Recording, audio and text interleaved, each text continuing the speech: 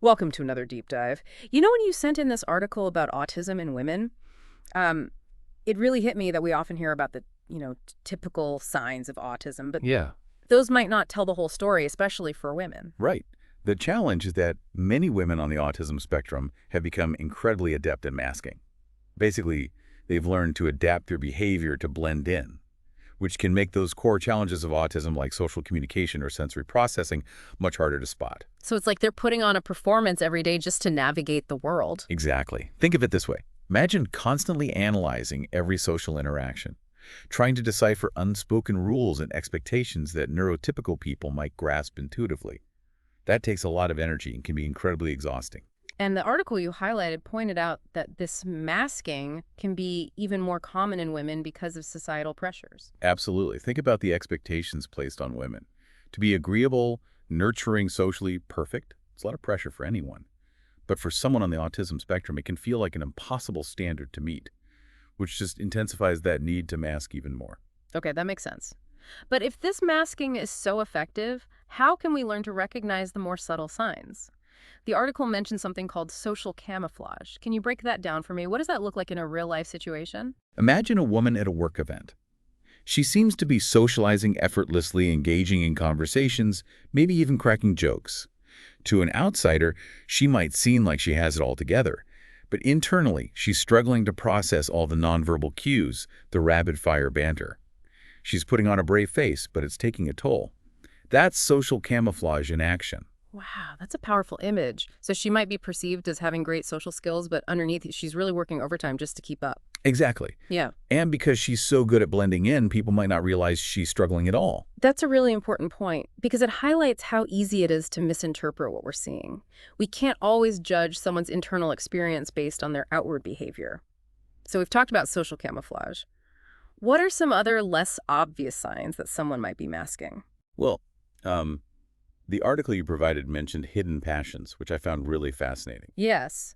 It talked about how some women with autism might downplay their interests, especially if those interests are seen as unusual or too intense. Can you elaborate on that a bit more? Absolutely.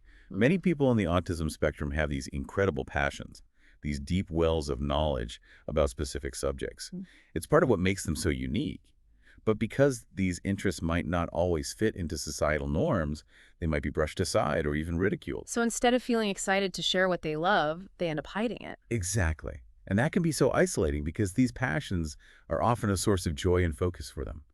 Imagine being deeply passionate about something, let's say collecting antique maps, but feeling like you can't share that with anyone because you're worried about being judged. That must be so difficult to feel like you have to dim your own light to fit in. It makes you wonder how many people are out there hiding these incredible passions and talents because they're afraid to be their true selves. It's a real loss, not just for the individual, but for society as a whole. Imagine the creativity and innovation we might unlock if everyone felt safe to embrace their passions, their neurodiversity, without fear of judgment. It's a good reminder that what makes us different also makes us stronger, right? Okay, so we've talked about social camouflage and hidden passions. What about those more classic signs of autism, like meltdowns or sensory sensitivities? Do those always look the same in women?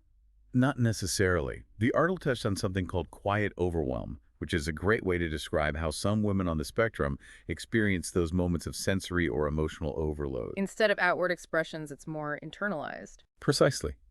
So instead of a meltdown, you might see someone withdrawing, needing more time alone, or even experiencing physical symptoms like headaches or fatigue. It's like their bodies are trying to cope with a world that feels overwhelming. Exactly. And this is where it becomes so important to pay attention to those subtler cues. Have they suddenly become more withdrawn? Are they avoiding social situations they used to enjoy? These could be signs that they're struggling beneath the surface. It reminds me of something else you mentioned earlier, this idea of imposter syndrome. Can you explain that a bit more? Of course, because autistic women are so often masking, they might feel like they're constantly pretending to be someone they're not. This can lead to feelings of inadequacy, self-doubt, and this persistent fear of being found out. So even if they're succeeding, they might feel like it's not genuine, like they're somehow tricking everyone. Exactly. And that constant pressure to keep up the facade can take a tremendous toll on their self-esteem and mental health. Yeah, it's like they're always carrying this secret that they can never quite let go of. Exactly. And that takes a toll. It takes a toll on their self-esteem, their relationships, their overall well-being. It's so important to understand the weight of what these women are carrying, the constant effort to mask the fear of judgment, the imposter syndrome. It makes you wonder, how do we shift from just recognizing these signs to actually creating a more supportive and inclusive environment? What can we do? Well, I think it starts with awareness, right? Like we're doing now. Just having these conversations, shining a light on these experiences that are so often hidden or misunderstood. So it's about moving beyond just awareness to actual action. Hmm. How do we create that kind of space, especially for the women in our own lives? One simple but powerful way is to just listen. Really listen without judgment. When someone opens up about their experiences, believe them, validate their feelings. That makes sense. Instead of trying to fix it or offer unsolicited advice, just be present with them. Exactly. And sometimes the best thing you can do is ask, how can I support you? What do you need in this moment? It's about empowering them to advocate for their own needs and to find the resources that work best for them. This deep dive has been so eye-opening. We've uncovered so much about the hidden challenges of autism in women and the importance of recognizing the often subtle signs of masking. What's the most important thing you hope our listeners take away from this conversation? If there's one thing I hope people remember, it's that autism is a spectrum, and it manifests differently in every single person. There's no one-size-fits-all way of being autistic. Exactly. So let's approach each other with curiosity and empathy, and let's celebrate the incredible diversity of human experience. Because when we create a world where everyone feels seen and understood, we all benefit. Beautifully said. And on that note, we'll wrap up this deep dive. A huge thank you to you for sharing your expertise and to our listeners for joining us on this journey of discovery. Until next time, keep asking questions, keep learning, and keep diving deep into the mysteries that surround us.